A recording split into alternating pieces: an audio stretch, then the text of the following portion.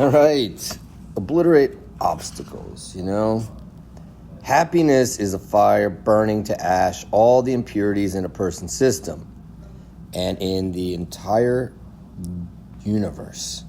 The greater the degree of joy you attain and the more you truly rejoice, the more you will obliterate the obstacles which stand between God and yourself.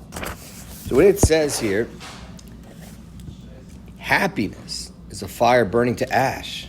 Is that a good thing? That's a good thing? We want the whole... Yes, it is, because it's the impurities in the system.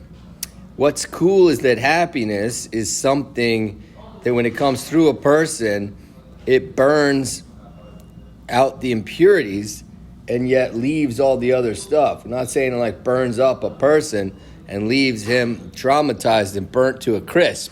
No. Instead, we're saying that it burns out the bad parts. It's very cool. I once heard, and I think it's true, might have to do a drop of research, for example, as a metaphor, that garlic is antibacterial, but that it only kills the bad bacteria in the stomach.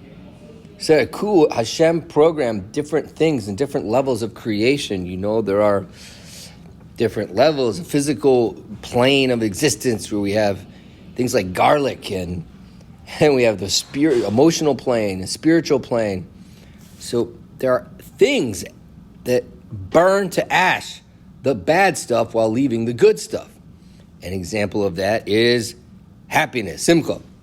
So if a person merits to find a way to get to simcha, it will be burning out impurities, which is pretty cool, because if a person has done, like maybe me, maybe you, maybe others, has made some mistakes or dipped themselves in a pot of impurity, doing things, looking at things, making mistakes. So the joy, the inner joy, and the experience of joy that a person can muster up or experience merit will literally burn out those things he's promising us, which is awesome. Awesome that it really does. So we need to get that joy to every cell in our body. It's almost like the ultimate spiritual healing happiness for spiritual illness is simcha. Not only that, the whole universe, the impurities in the universe. So I guess it's very important to project joy all around everywhere, because then we get to, burn out the impurities. It's interesting because he says elsewhere also that joy is a part of, an emanating of godliness. And godliness, divine light, emanates. There is joy connected to it, and even in the harder parts of life, there's joy in the very center of the tears.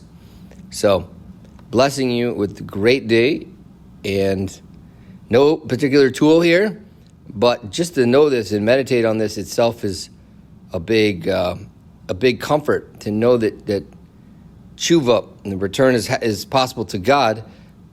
Just because I can burn out the impurities, I'll be able to perceive more, and I'll be able to move forwards.